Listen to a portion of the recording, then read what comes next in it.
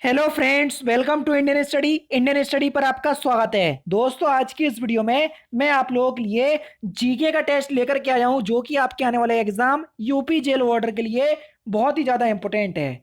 इस वीडियो को एंड तक जरूर देखिएगा, क्योंकि लास्ट में मैं आपसे क्वेश्चंस पूछूंगा और उसका आंसर आपको कमेंट बॉक्स में बताना होगा। तो चलिए दोस्तों, स्टार्ट करते हैं और देखते हैं पहला क्वेश्चन। साथ ही साथ इस वीडियो की पीडीएफ डिस्क्रिप्शन में टेलीग्राम चैनल का लिंक दिया हुआ है, वहां से आप प्राप्त कर सकते हैं। तो पहला क्वेश्चन, हड़प्पाई स्थलों में कांस्य नर्तकी की मूर्ति कहां से प्राप्त हुई?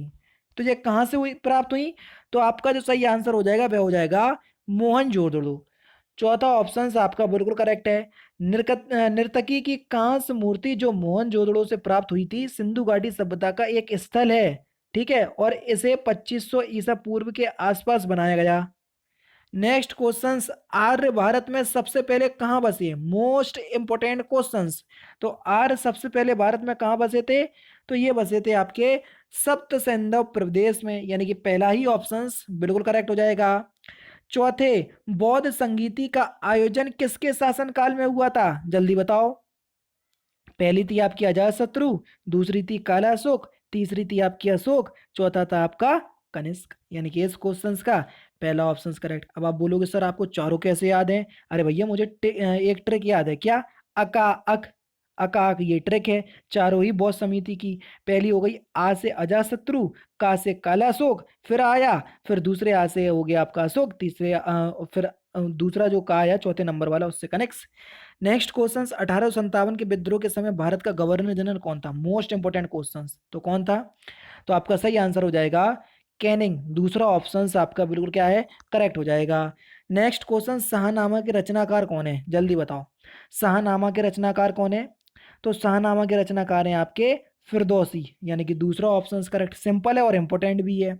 निम्नलिखित में से कौन हिंदुस्तानी संगीत शैली का हिस्सा नहीं है? जल्दी बताओ। कौन सा हिंदुस्तानी संगीत शैली का हिस्सा नहीं है? ध्रुपद है, तिल्लाना ये भी है, ठीक है, धमार ये भी हो सकता है, ठीक है, लेकिन तराना ये नहीं है। तीसरा ऑप्शन बिल्कुल करेक्ट हो जाएगा। तराना जो है वो एक गायन शैली का है, ठीक है ना। ये गायन शैली का क्या नहीं है? हिस्सा नहीं है, ठीक है। नेक्स्ट क्वेश्चन की तरफ, ये संगीत शैली का हिस्सा नहीं है, जबकि ये गायन शैली का है, ठीक है। नेक्स्ट क्वेश्चन, पृथ्वी के सबसे निकट ग्रह, तो आप सभी लोग जानते हैं पृथ्वी के सबसे निकट ग्रह कौन सा है? शुक्र। खनिज तेल एवं कोयला किन चट्टानों में पाया जाता है? कल बताया था, जल्दी बताओ। कौन सी चट्टानों में पाया जाता है कोयला? अवसादी चट्टानों में, और उनको परतदार चट्टान भी बोलते हैं। बोलते कि नहीं? कल ही बताया, और देखो ये क्वेश्चन आ गया। दिन और रात बराबर होते हैं कहाँ पर? बताओ। तो देखो, दिन और रात आपको कहाँ पर बराबर देखने को मिलेंगे? विषुवत रेखा पर। तीसरा ऑप्शन आपका बिल्कुल करेक्ट हो जाएगा।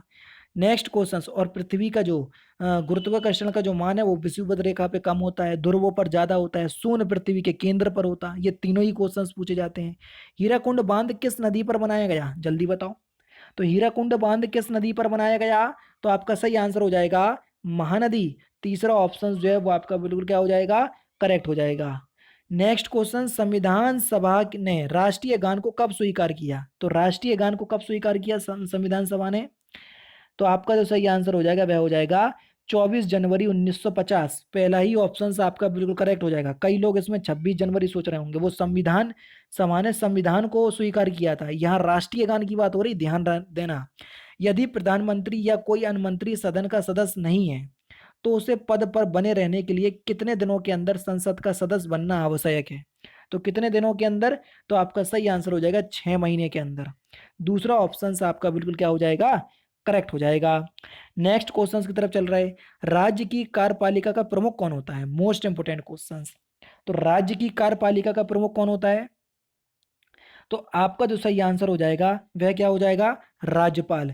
राज्य की कार्यपालिका का जो प्रमुख होता है वो राज्यपाल होता है, यानी कि दूसरा ऑप्शन बिल्कुल करेक्ट। सरकारी आयोग का संबंध है किससे? सरकारी आयोग।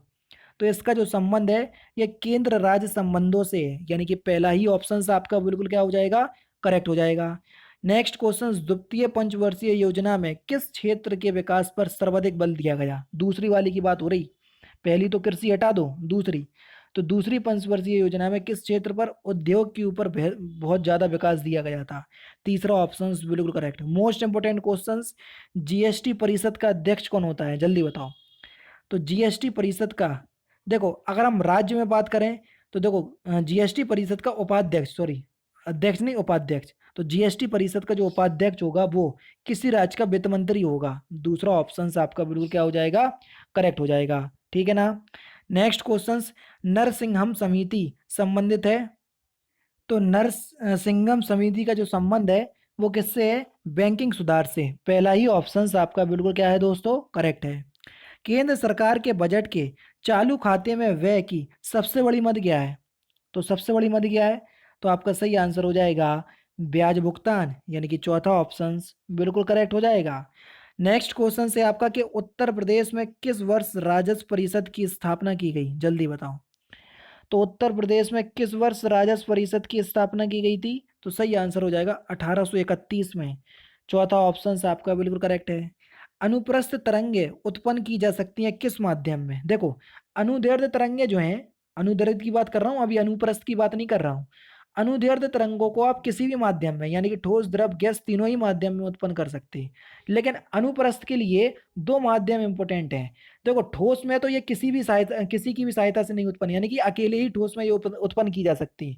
लेकिन द्रव की आप अगर बात करें तो द्रव की केवल और केवल ऊपरी सतह पर उत्पन्न की जा सकती है। अब आप खुद बताओ कि ऑप्शंस में ठोस भी है, द्रव भी है, गैस भी है, तो आप प्रायोरिटी किसको दोगे, तो आप बोलोगे सर हम बोलेंगे कि ठोस में उत्पन्न की जा सकती है अनुप्रस्थ तरंगें। अब मैं आपसे क्वेश्चंस पूछूंगा द्रव में क्यों नहीं की जा सकती, तो बोलूंगा कि भैया द्रव में की तो जा सकती है लेकिन द्रव की ऊपरी सतह पर उत्पन्न की जा सकती हैं। क्या ऐसा ऑप्शंस में लिखा, नहीं लिखा, इसलिए हम तीसरे ऑप्शंस को हटा दे रहे हैं। बताओ, सारी चीज अच्छे से क्लियर कर रहा हूं ताकि आप लोगों से कोई पूछ ले तो आप बता पाओ, पीछे नहीं हटो, समझ रहे।